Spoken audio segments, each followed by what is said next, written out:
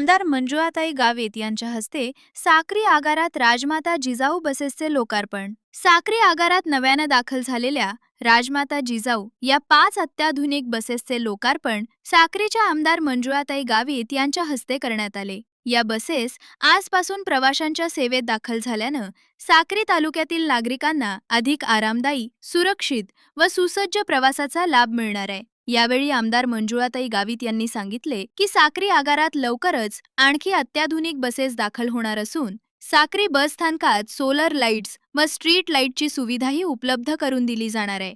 कार्यक्रमात विभाग नियंत्रक पुरुषोत्तम व्यवहारे आणि साक्री आगार प्रमुख राजेंद्र अहिरे यांनी मनोगत व्यक्त केले। आमदार गावित म्हणाल्या, यापूर्वी साक्री बसस्थानकात येण्यासाठी चिखलातून वाट काढावी लागत होती, मात्र आता कॉन्क्रीटचे सुसज्ज बसस्थानक प्रवाशांच्या सेवेत उपलब्ध होत असून नागरिकांना अधिक चांगल्या सुविधा मिळतील। या लोकार्पण सोहळ्यास आमदार मंजुळाताई गावित, विभाग नियंत्रक पुरुषोत्तम व्यवहारे, साक्री आगार प्रमुख राजेंद्र अहिरे, साक्री नगर पंचायतीच्या नगराध्यक्षा उषाताई पवार, वाहक मायाताई तसेच साक्री आगारातील चालक, वाहक, कर्मचारी, शिवसेनेचे पदाधिकारी व कार्यकर्ते मोठ्या संख्येने उपस्थित होते। मीडिया लाईव्ह साठी रफिक शेख, साक्री, धुळे। चार्जिंग पॉइंट आपल्याला करता येत नव्हतं, म्हणून या ठिकाणी ती सोय आपल्याला या ठिकाणी उपलब्ध झाली नाही। परंतु साहेबांशी मी आता चर्चा केली, बाजूलाच आपल्या नगर अध्यक्ष मॅडम देखील आहेत, यांना देखील मी विनंती केली की आपल्याला या ठिकाणी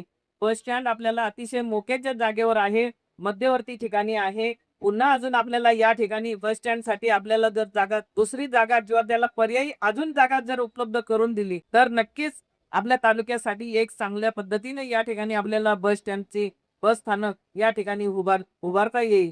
पुन्हा अजून आपल्याला या ठिकाणी अनेक सोयी सुविधा सुद्धा अजून अपूर्ण आहेत। रात्रीच्या वेळेस देखील आम्ही इकडनं तिकडनं जरा फेरफटका मारत असतो, त्यावेळेस देखील बऱ्याच या ठिकाणी अंधार असतो, म्हणून अंधारात सुद्धा आपण या ठिकाणी आपल्याला या ठिकाणी सौर लाईट असेल किंवा आपल्या इकडचे कोणतेही लाईट आपल्याला या ठिकाणी लावता येतील, अशा पद्धतीने आपण या ठिकाणी सुद्धा त्याची व्यवस्था आपल्याला करणं फार आवश्यक आहे।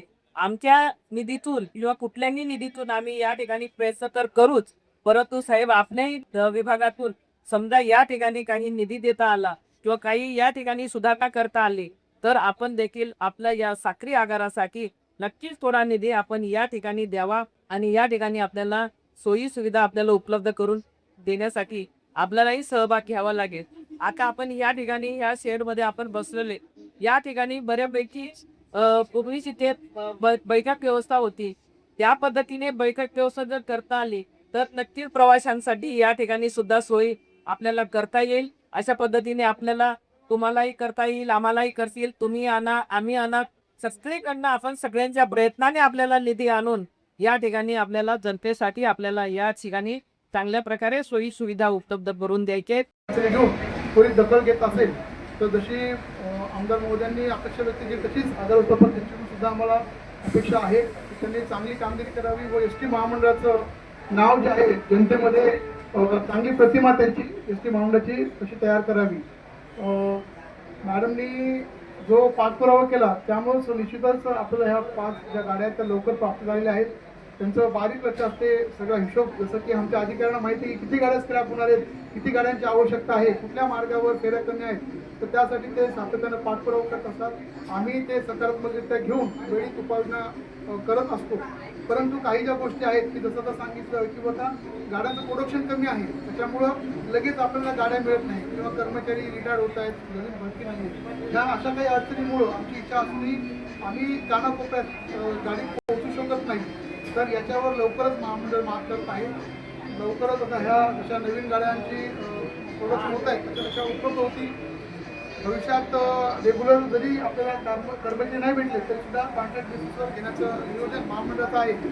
त्या अनुषंगानं तातडीनं साहेबांनी परतीच्या मार्गावरच असतानाच ही खुशखबरी दिली की आपल्या साक्रीसाठी 5 बसेसचं आम्ही अलोकेशन करतो आहोत। आपले चालक वाहक पाठवण्याच्या सूचना साहेबांनी केल्या आणि तातडीनं सदर बातमी आपण आदरणीय आमदार महोदय यांच्या कानावर देखील घातली। ताई आपल्या प्रयत्नानं आणि आपल्या पाठपुराव्यानं या तालुक्याला बसेस उपलब्ध झाल्या। यासोबतच या तालुक्याचे, या जिल्ह्याचे, नंदुरबार जे लोकप्रिय खासदार आहेत गोवालजी पाडवी साहेब यांना देखील आपण ही गोष्ट कळवली आणि त्यांनी देखील या गोष्टीवर आनंद व्यक्त केला आणि आपल्या शुभेच्छा या कार्यक्रमासाठी पोहोचवल्या. सन्माननीय खासदार साहेब कार्यबाहुल्यामुळे किंवा आत्ताचे अधिवेशन जे संसदेचं चालू आहे त्या अनुषंगानं ते दिल्लीला असल्यामुळे ते आजच्या कार्यक्रमाला उपस्थित राहिले नाहीत, परंतु उर्वरित सर्व मान्यवरांनी अतिशय उत्साहानं या आजच्या कार्यक्रमाला आपला अमूल्य वेळ दिला. या सर्वांचं मी मनपूर्वक स्वागत करतो आणि माझं प्रास्ताविक संपवतो.